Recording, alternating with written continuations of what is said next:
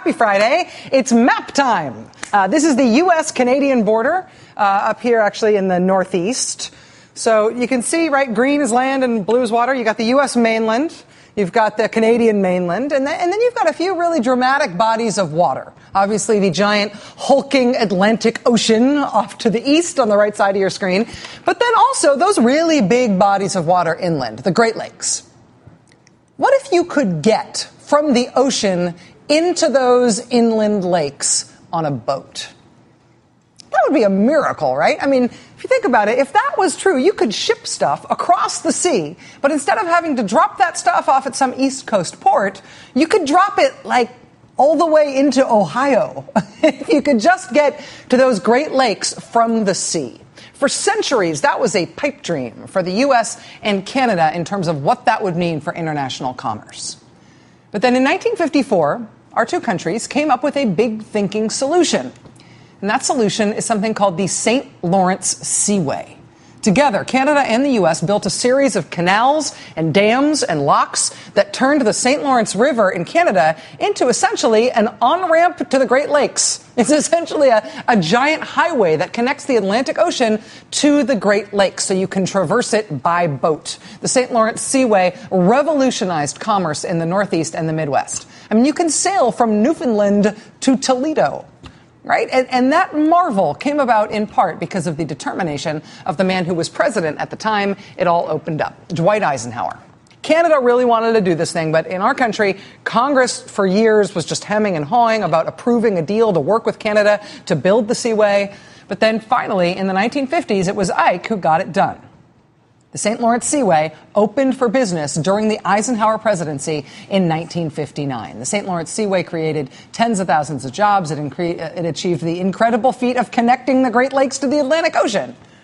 I mean, Dwight Eisenhower, I think, does not really get his due in terms of being one of the most consequential Americans in the entire 20th century. You may not like the consequences, but he had consequences. Before he was president, you might remember that he kind of won World War II. At least the part of it that was in Europe. He was the supreme commander of the Allied forces in Europe. Then when Ike was president, he, as I mentioned, connected the Atlantic Ocean to the Great Lakes. Ike also managed to add two whole new states to our union, the great states of Alaska and Hawaii. Both of those states became states under Dwight Eisenhower. But along with those literally world-changing, globe-changing accomplishments, there was one other achievement of the Eisenhower presidency that Ike himself saw as just as important as those other things we just described. NBC News sat down with Dwight Eisenhower after his presidency. It was in color. It was an amazing thing. But here's how the former president answered an open question that was put to him about what he thought were his major accomplishments. Watch this. We did get a number of things done that had been on the agenda of both parties for a long time. The St. Lawrence Seaway and the admittance of Alaska and of Hawaii to the Union. And another one that I guess I more than anybody else thought of it was the Interstate Highway program. All of these things took a lot of persuasion before you could get them on the books. So yeah, Alaska, Hawaii, connected the Atlantic Ocean to the Great Lakes, and also the Interstate Highway Program. The Interstate Highway Program, we think of it as kind of a gimme, but it really did take a lot of persuasion at the time. Eisenhower essentially conjured up the idea of the interstate highway system, and then he knew he had to sell the idea to the American public because it was a huge undertaking. But listen to this. This was President Eisenhower speaking in Cadillac Square in Michigan in October 1954. Listen to him making the case. This is the greatest construction program in the entire history of the nation. We are pushing ahead with a great road program, a road program that will take this nation out of its antiquated shackles of secondary roads all over this country and give us places, give us the types of highways that we need for this great mass of what it is. We look back on that project now, that national project, and think, well, of course we needed the interstate highways. We needed it for commerce, if nothing else, right? But Dwight Eisenhower did have to go out and make that case. And it took him a long time. It was a hard case to make. But it was finally in 1956 when he was able to sign into law the Federal Aid Highway Act, and that led to the creation of the interstates. The interstates that, of course, changed the face of America forever. It was sort of a grand vision that Eisenhower had in mind when he signed that bill. And in order to create this grand vision of interlinked interstate highways, it meant building big new roads that didn't exist at all. But it also, in a large way, meant connecting and building up existing smaller roads, building them out and making them all interconnected. And that interconnecting of existing roads and bridges and stuff, that is how this bridge right here, which was built in 1955, that's how this bridge ended up becoming part of Eisenhower's grand plan. This bridge became part of the new Interstate 5, which is marked in red there along the left side of your screen. Interstate 5 stretches all the way from the Canadian border in the north down to the Mexican border in the south. And this particular bridge, which is about 60 miles north of Seattle, it's what's called a steel truss bridge. In the 1950s, when we were building up our interstate highway system, steel truss bridges were a basically ubiquitous design. Practical and unglamorous, sturdy and dependable, cost competitive and highly versatile. They were everywhere. And one of the distinguishing features of bridges built like this is the specific way in which they distribute their weight. The principle upon which all trusses rely is that the triangle is the strongest and most rigid geometric figure. So when you look at steel truss bridges like this one north of Seattle, you can see that it is, if you see all the triangles, it's made up of all these different triangles. This system of interconnected triangle forms. It helps steel truss bridges carry a really heavy load. It's kind of neat, right? I've always thought these were sort of cool looking. Also, some bridges like this have a really important problem. And the name for that particular type of problem will bother you and stick with you. These bridges, some of them, are known to be what is called fracture critical. Fracture critical bridges don't have redundant supporting elements. And in this case, redundancy is a good thing. Not having redundant supporting elements means if part of it fails, it all goes. If one part of the bridge's support system fails for any reason, the entire bridge is in danger of collapsing. Fracture critical. This is not how we build bridges anymore, but that is how these bridges were built. There is a lack of redundancy in their design. They're like Jenga towers. One expert explained about fracture-critical bridges today, quote, "It doesn't imply anything bad about the bridge. It just means that if a certain component fails, it can lead to the complete collapse of the bridge." Oh, is that all? Nothing bad. The reason that expert was being interviewed by the Seattle Press today about fracture-critical bridges is because of this.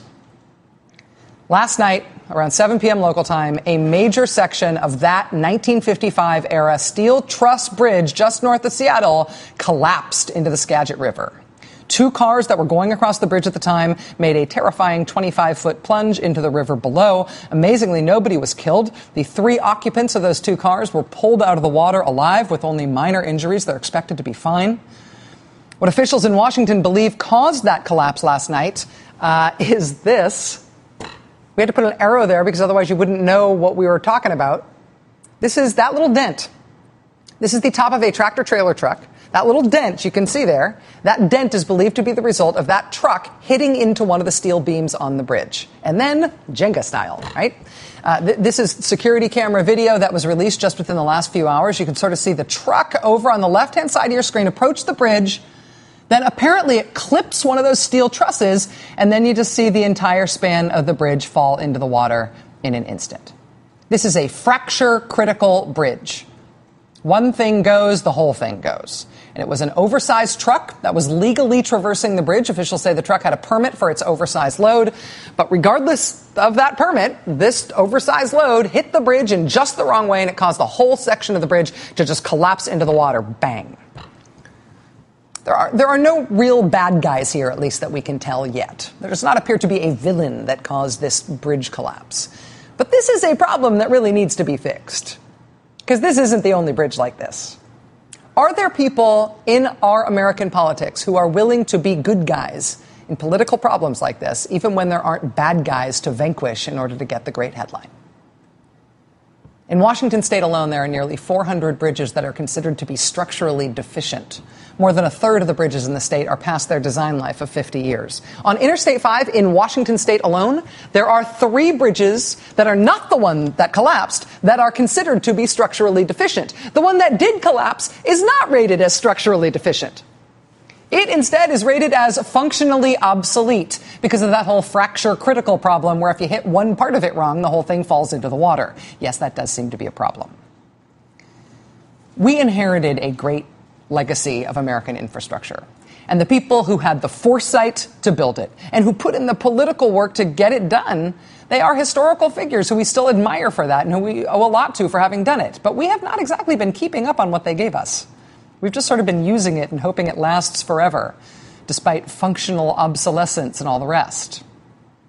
President Obama, through all 5 years of his presidency, has been calling for making investments in our infrastructure. Most recently, he made that call in Miami. The president went to Miami in March to call for what he said was a deficit-neutral $21 billion infrastructure bank that would involve a public-private partnership. Fixing our roads and our bridges is something that always gets applause whenever he brings it up. At the president's State of the Union address this year, he called out by name our nation's structurally deficient bridges. He said we should have a fix-it-first program to do all of the maintenance that needs to be done to fix these things up. And as you hear, he got a big round of applause for saying that. And yay, everybody applauded. And then nothing happened. Lots of applause for 5 years now, every year, and virtually no investment.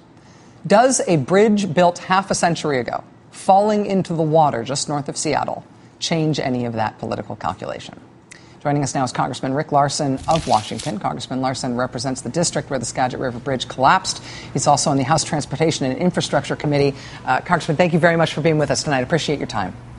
Thanks, Rachel. I'm glad to be here to talk about something that, frankly, a lot of folks don't talk about. Yeah, and I'm wondering if you think that this bridge in your district falling into the Skagit River, obviously everybody's very, very grateful that nobody was killed in this incident. Do you feel like this might be an occasion for a new round of national talking about this issue?